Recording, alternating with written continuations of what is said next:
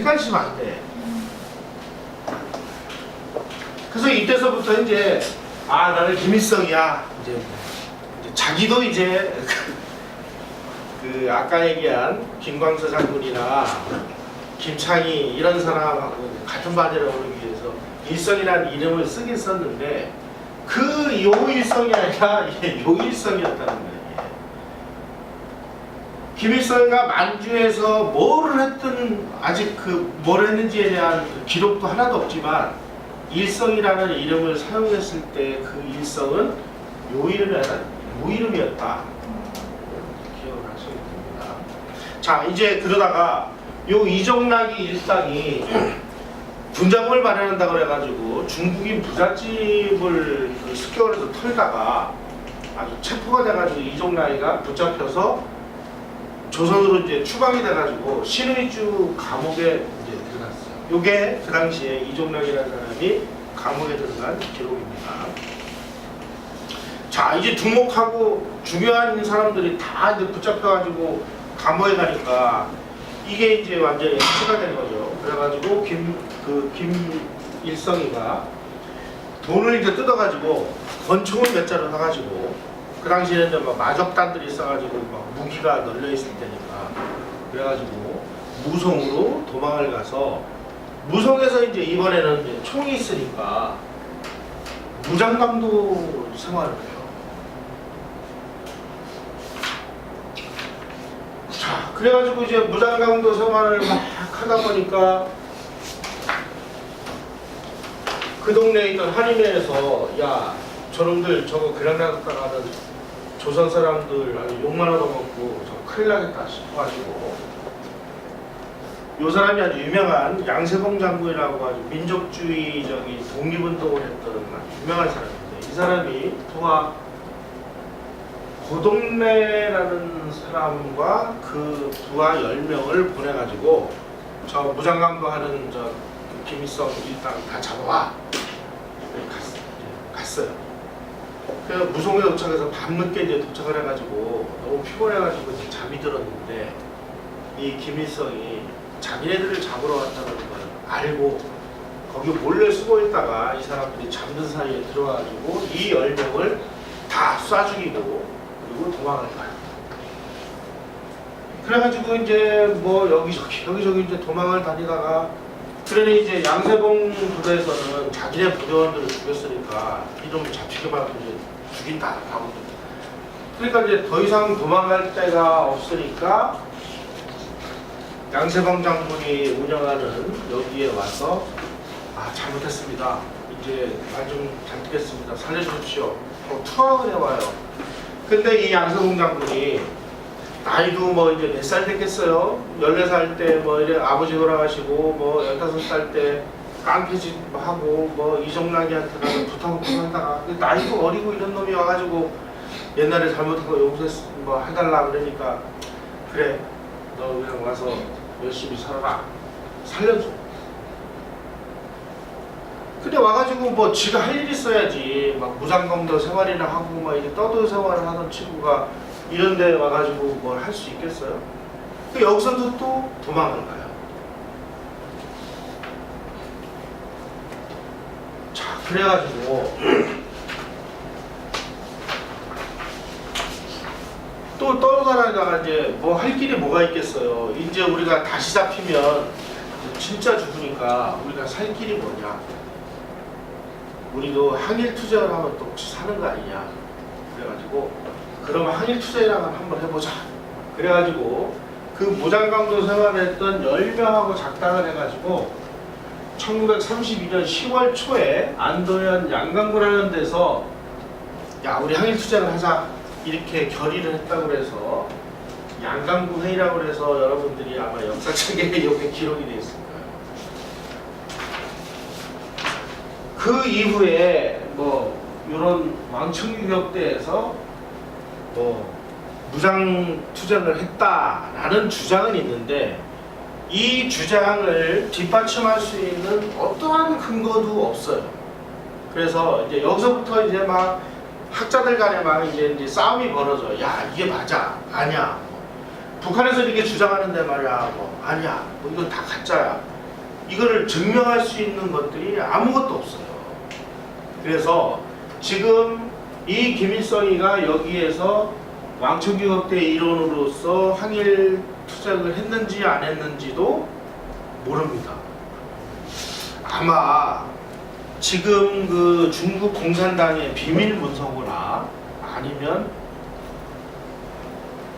소련 공산당의 비밀 문서고에는 이 김일성이라는 친구가 진짜 뭘 했는지, 그 시절에 뭘 했는지에 대한 기록이 아마 있을 거예요. 근데 이걸 공개를 안 하고 있어요.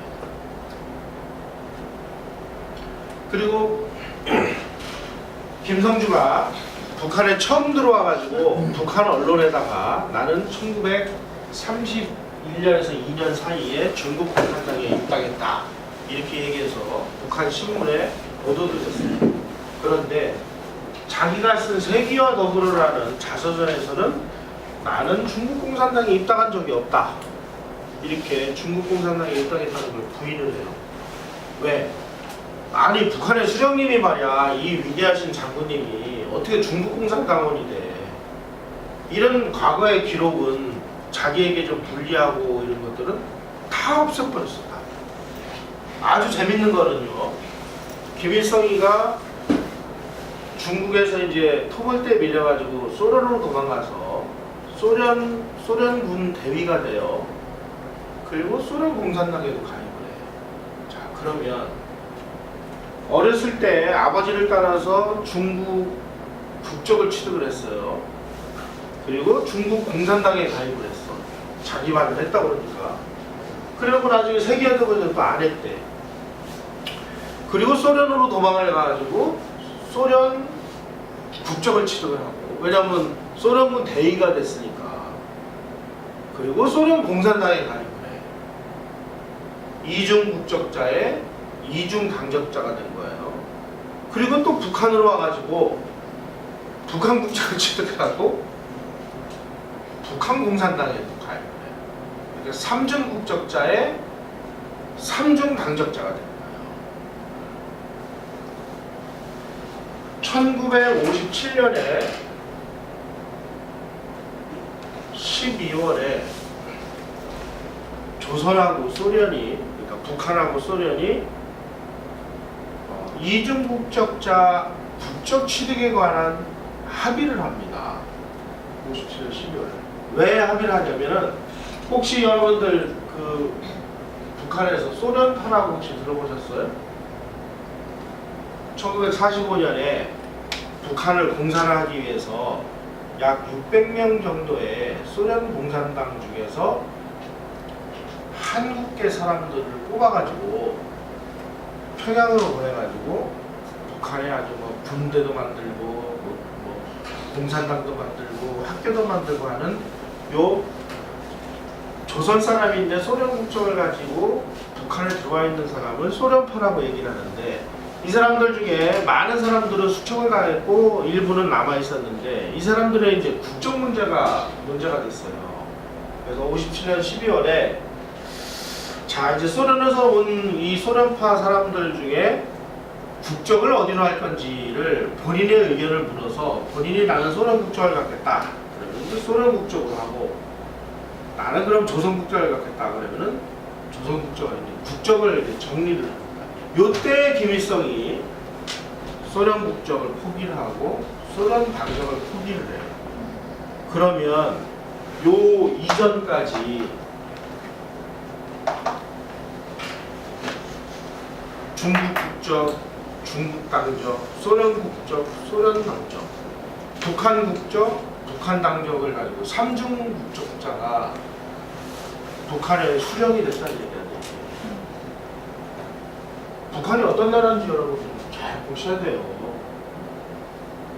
이승만 대통령, 저 사람은 30몇 년 동안 자기의 그 국적을 단 한 번도 포기한 적 없어요.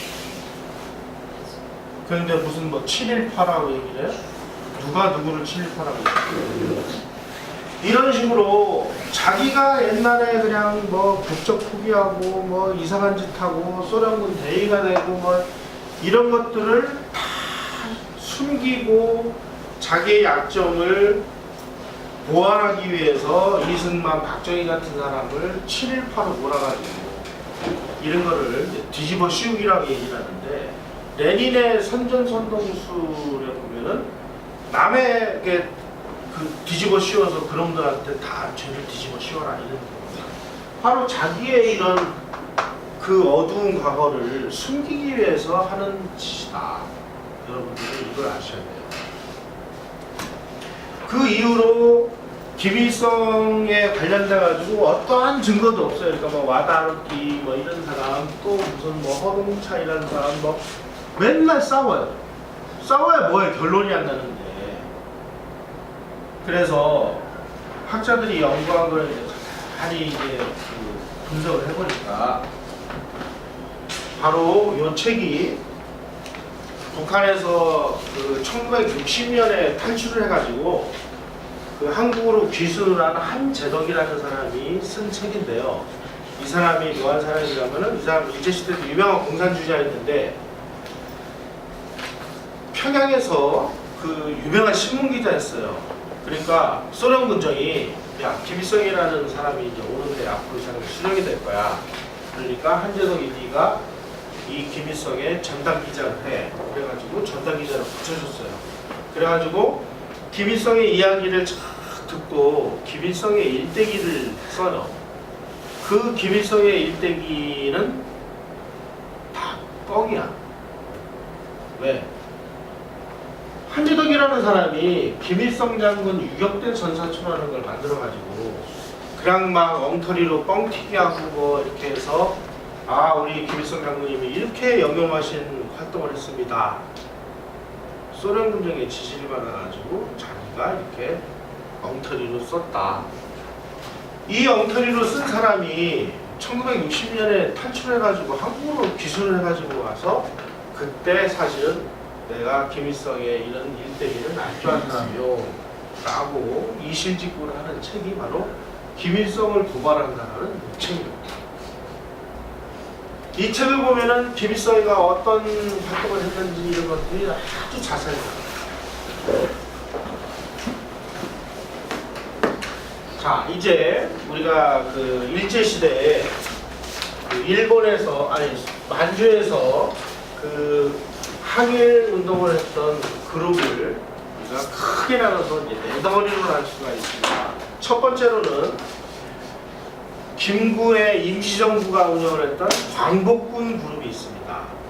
두 번째로는 이 광복군에서 떨어져 나와가지고 연안으로 가서 활동을 했던 최창익, 무정 이런 사람들이 거기에 가담을 했던 조선 독립동맹이라는 게 있어요. 혹시 여러분 연안파라고 이름 들어보셨어요? 북한에서 하나의 그룹을 정리해. 이 사람들이 나중에 북한을 가서 연안파가 됩니다. 그 다음에 아까 제가 말씀드렸던 양세봉 이런 사람들이 했던 이 조선민족운동 계열, 그리고 김일성이가 소속됐다고 하는 동북항일연군 계열, 이렇게 네 덩어리로 그 항일운동하는 그룹을 나눌 수가 있는데, 이 사람들은 우리가 무슨 목적을 가지고 투쟁을 하는지를 자기네들이 활동 목표와 행동 강령을 명확하게 정리를 해서 선언을 합니다. 김구가 운영을 했던 이 광복군은 뭐라고 자기네들이 활동 목표가 정해져 있느냐?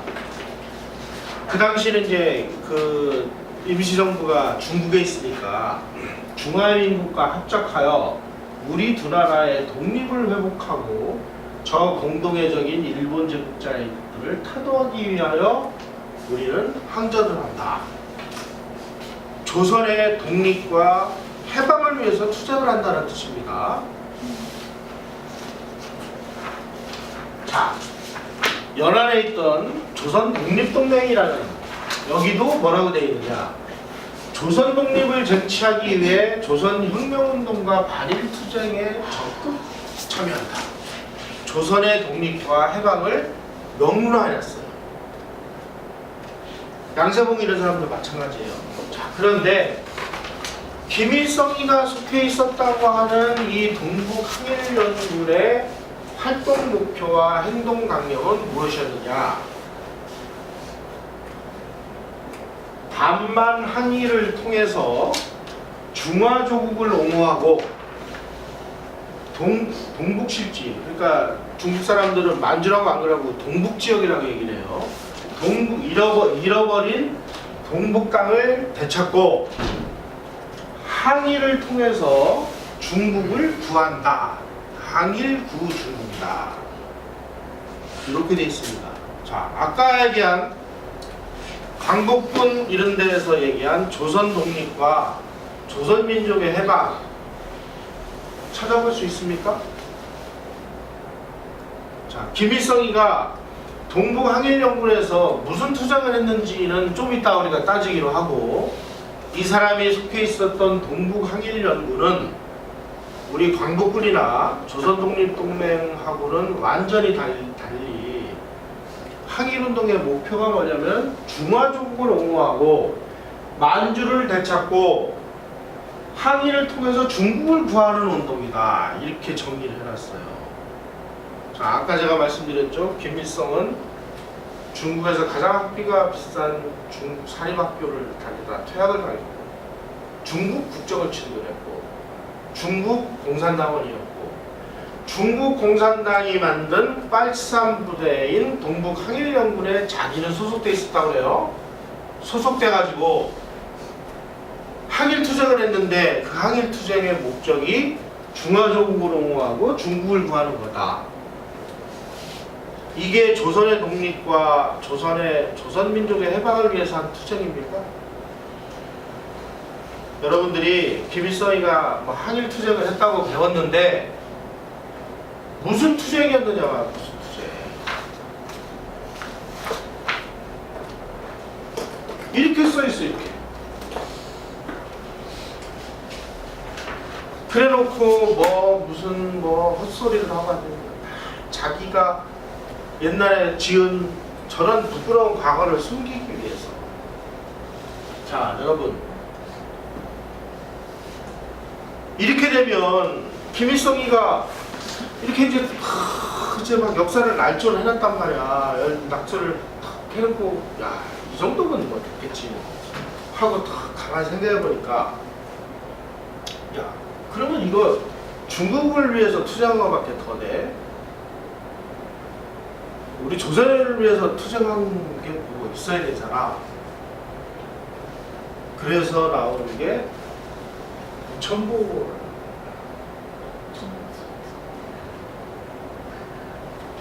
여러분들 북한에 있을 때 부천보가 귀가 아프도록 들었을 거예요. 심지어 우리나라 중학생, 고등학생들이 배우는